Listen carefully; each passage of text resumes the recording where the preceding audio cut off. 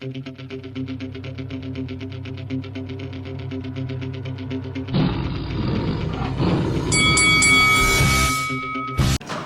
this is Eddie Hearn, and you're watching Lights Out. This is Faisal for Lights Out, proudly sponsored by Spartans Law. We're here in London ahead of Friday night's huge show at Indigo. I'd like to be joined by Sean Dodd. Sean, firstly, how are you? Very well, fast, thank you very much, mate. Yeah, I'm good. How are you? I'm very well, thank you for asking. Good man. Looking tip-top condition. Thanks, how excited mate. are you for Friday night, and how ready prepared are you? Oh, I'm excited, mate. I'm just seeing Nissi there. Is Nissi? Yes, Nissi, lad. Yes, but I'm excited, mate. As I say, we're back now. It doesn't feel like it was not too long ago we were here, meeting everybody, and looking around now, it's starting to fill up nice. It's getting busy, it's getting exciting, mate. Yeah, so I'm just you know what? As you said, I'm in tip-top shape, mentally and physically. I'm prepared. I feel great, and I'm ready to roll, mate. Yeah, I'm ready to rock, like. So I'm just saying, I'm excited, mate. Can't wait. I can definitely sense a very positive vibe coming from you. Thanks, mate. It's a tough task going up against Harlem Eubank. Yeah. You've been around in the sport for a very, very long time. Is it fair to say that your experience in and out of the ring going into this fight is a reason why this is potentially a very dangerous fight for Harlem going into the rest of his career? 100%, yeah. Don't look too much into politics and stuff like that, but he always look for that little advantage, you know what I mean, obviously, mentally. And I do believe that, you know, listen, credit to him, he's taking on a big fight, and it's a fight that he needs in this time of his career to be tested and to see what answers he has got from the questions being asked. So, you know, I believe that my experience is going to have my upper hand with my cardiovascular fitness and conditioning. So, you know, it's going to make for a great fight because he's a young, hungry, up and coming, and he's got a good high Q of boxing as well. So, put his toolbox against my toolbox, the fresh and the old, you know what I mean, the young and the old, as they say. It's going to make up for an exciting fight and entertaining fight. So we will see whether he has the answers to my questions, or let's see if I have the answers to his questions. The old line versus the young line, which is what you're trying to say, right? Sorry? The old line versus the young line. Exactly, mate, exactly that, yeah. Do you believe, obviously, with him having the Eubank name, that's given him more pressure going into sort of the latter stages of his career as well? I mean, if I was him, look, we don't know what people think, can we can assume, but assuming's only entertaining the thoughts, and I'll entertain it where I think he probably may have that little bit of pressure because he is a Eubank and things are expected of him, and if he doesn't achieve them, then he probably might feel that he's not worthy or valuable enough of wearing the name or whatever. But to me, that's just nonsense, you know what I mean? It's like he's a human being, he's a normal lad, and whatever he does is great. And you know, having the name Eubank is that's good for me to have on my record, you know what I mean? To say, look at that, I'm beating a Eubank, do you know what I mean? Because I mentioned to people, I'm fighting Eubank, I go, you know Eubank? And they go, oh yeah, I'm fighting Eubank. So it's good for me, you know what I mean? So it's good for me to have that, and if it's pressure for him, I hope so. Sure, unfortunately, for the last few years you've suffered depression, you've come from a very dark place. I find it fascinating and inspiring. With everything that you've been through, you're still in the sport. Yeah. 37 years of age. Yes, you come back into the ring, and yes, the boxing series didn't go the way you would have liked it to have. Yeah. But getting back in the ring itself was an achievement. Yes, that's exactly what it was. What is it that's still keeping you going? You know, what's the ambition, what's the drive, what's the hunger for you right now at this stage of your career? Nice question. The answer is to thrive. I wanna live thriving, and I don't wanna live surviving. So the way we work now with NBC and the way we're living our life, we've taken the survival and now we're thriving. So I'm thriving in life now as a person. I'm thriving in the gym training. I'm thriving on the outside. I'm just thriving with life now. So because I've got this platform and this opportunity, it'd be silly for me to not make the most of it and enjoy it. So I used to think boxing become a little bit of a burden.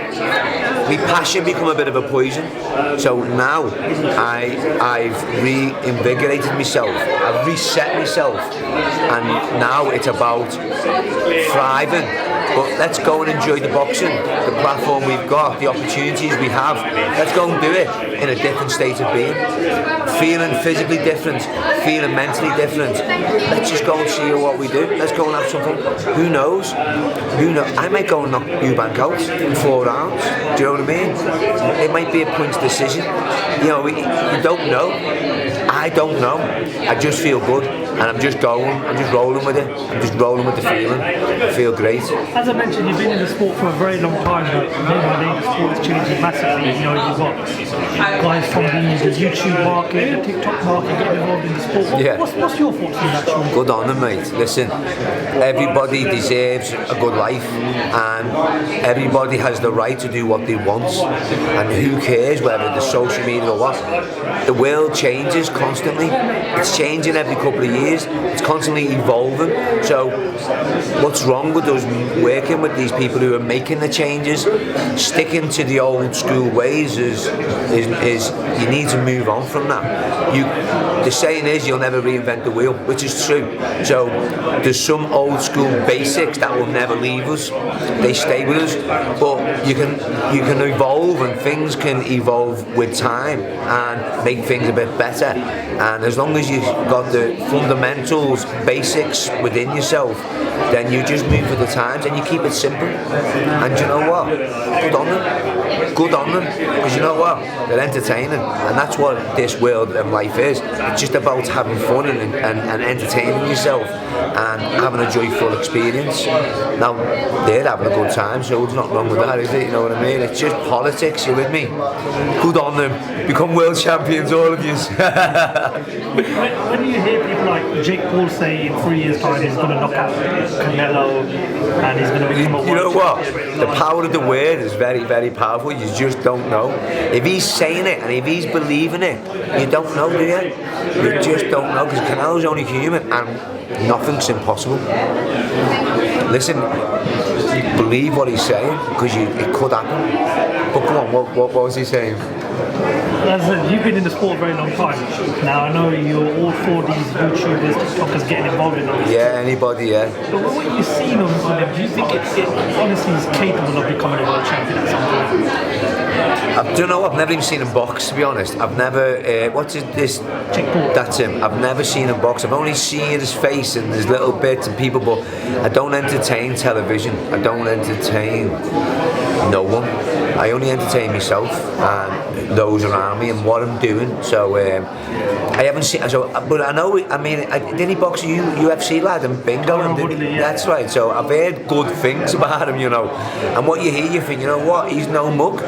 You know, people might laugh at him, but he'll probably spark them out. Do you know what I mean? So, you know, at the end of the day, we all change. Do you know what it is? We can all do something for most of our life, and then find our purpose in life, and then bang, do that. This could be his purpose. He could be a world champion, but you don't know. Who knows? I'm a Liverpool fan. I know you're trying to be a fan. You just told me before we started the interview, I've been up and down Liverpool dozens of times over the year. It's a fighting city. You know, it's got so many great fighters there. You look at the Smith brothers. Yeah. Liam just had a great victory a couple of weeks ago. Yeah, Liam, yeah, brilliant. Tony Bellew, former world champion. Yeah. Sam Maxwell. But Yeah. you see 2 more stars rising out from the UFC, Paddy the Baddy and Paul Molly. Yeah. I love their characters. Yeah. You know, they're so the way they interact. Vibrant, with fans, Andy. with the media, the vibes they bring. What have you made of them? just great people, you know what I mean? I know Paddy. I've met Molly. I know Paddy. I've done a radio with Paddy before on Radio City. Had a good laugh with him, and I just think he's a great guy. Yeah, he's a cracking lad. Paddy he's good for the cameras. He's good for TV because he's an entertainer. But when you speak to him, he's a nice lad. He's a sound. He's a normal person. You know what I mean? And Molly as well. But yeah, they are mad, and you've got to be mad to be in the UFC and fight. You know what I mean? So they're funny, mad. They're good people, though. They are good guys, and good on them because what they're doing is they're making major waves, aren't they? Do you know what I mean? They're creating a lot of noise, and you've got to make a bit of noise. Well, yeah, the ambition for him is to fill out Anfield one day. He's spoken a lot of times about a potential fight with Conor McGregor. You know, there's some sort of possibly happening, yeah. There's some sort of similarities in terms of their personality. You know, yeah. Is it time that we see a big event take place in the city of Liverpool? It would be nice that, yeah. Anfield would be great because between me and you, I've boxed at Anfield. No, I've boxed at Goodison, Everton, when Tony Bellew boxed Maccabi for the world title.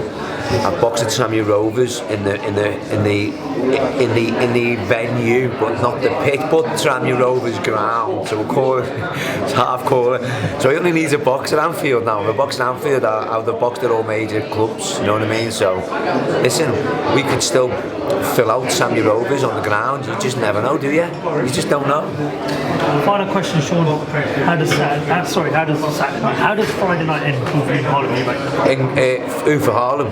How does the fight end? How does it end? It ends well. It ends well, and it ends with a big smile on my face, and I'm happy, and I'm healthy, and I'm appreciative, and I'm thankful for everybody there and everything, and him as well for turning up and fighting, and it ends well, mate. It ends and everybody's happy. It's been an absolute pleasure finally talking to you, Sean, and wish you the best of luck on Friday night. And I look forward to catching up with you. Bass, thank you very much, mate. Cheers. Tune in, guys. Channel 5 live, 9 p.m. Boom.